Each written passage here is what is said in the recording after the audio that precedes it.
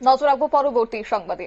দীর্ঘ 1 বছর যাবৎ রাস্তা সংস্কার কিংবা সেক্ষেত্রে জল নিষ্কাশনের জন্য কোনো ড্রেনিং ব্যবস্থা করা হচ্ছে না, এমনটাই অভিযোগ উঠে আসছে এবার উদয়পুর পৌর পরিষদের 7 এবং 8 নম্বর ওয়ার্ডের বদর মোকামের এলাকাবাসীদের পক্ষ থেকে।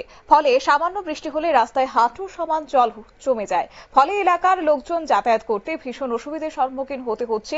এই নিয়ে বহুবার ঊর্ধ্বতন কর্তৃপক্ষের নজরে তা এনেও কোনো লাভ কিছু হয়নি। রাস্তা এবং ড্রেন নির্মাণের জন্য যতবার রাস্তা এবং ড্রেন নির্মাণের জন্য বলা হচ্ছে ততবারই বলা হচ্ছে ইতিমধ্যেই কাজ শুরু হয়ে যাবে, অথচ জেকে সেই তিমিরে গত 1 বছর যাবৎ রাস্তা সংস্কার এবং রাস্তার জল যাবার জন্য ড্রেন নির্মাণের কাজ হচ্ছে না।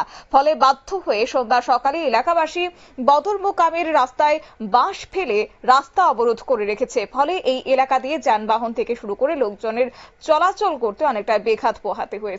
কি রয়েছে বিস্তারিত শুনুন। 7 এবং 8 নম্বর ওয়ার্ডের রাস্তা। কত নম্বর ওয়ার্ড? 7 এবং 8 নম্বর পৌর পরিষদে। পৌর পরিষদ। আমরা কেন রাস্তা অবরোধ করছেন কেন? রাস্তা অবরোধ করছি এই ডেঞ্জা আজকে 1 বছর যাবৎ বন্ধ। এটা মাটি বইটা বন্ধ হয়ে গেছে। জানানোর পরও এটা কোনো কাজ হইতে আসে না। কারা জানাইছে? মেম্বার জানাচ্ছি কিন্তু এই হচ্ছে টেন্ডার হয়েছে, ইমিডিয়েট কাজ করবো এরকম করে বাড়াইতে আসে। কিন্তু বৃষ্টি হইলে এটা দিয়ে মানুষ চলাফেরা করতে পারে না, এতটুকু জল হইয়া জায়গা মানুষ বার হইলেই গাড়ি জলে ঠিকঠাক ইয়ে হইয়া জায়গা।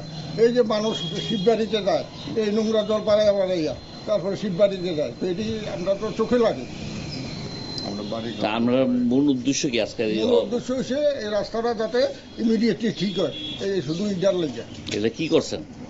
রাস্তাটা বন্ধ রাখছেন কি লিগা? যাতে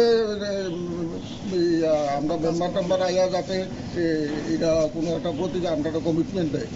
এখন পর্যন্ত কোনো মেম্বার আছে না। কত নম্বর ওয়ার্ড? এটা আমরা 7 নম্বরে। এখনো কেউ আইছে না? না,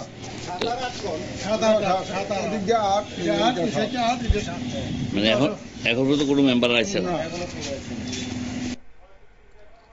আপনারা শুনলেন এলাকাবাসীদের অভিযোগ, অর্থাৎ 7 এবং 8 নম্বর এলাকাবাসীরা দীর্ঘদিন ধরে তাদের সমস্যা পোহাতে হচ্ছে। বাঁশ ফেলে আজকে তারা রাস্তা অবরোধ করেছেন, কোন রকমের প্রশাসনের কিংবা দপ্তরের পক্ষ থেকে কেউ সেখানে আসেনি, এমনটাই অভিযোগ তারা জানিয়েছেন। এবং একই সঙ্গে এলাকাবাসীর অভিযোগ হচ্ছে অতি দ্রুত তারা যেন সেক্ষেত্রে সমস্যার সমাধান করে, এমনটাই দাবি রেখেছে আজ এলাকাবাসী। নিয়ে দিচ্ছি ছোট্ট একটি বিজ্ঞাপন বিরতির সঙ্গে থাকুন।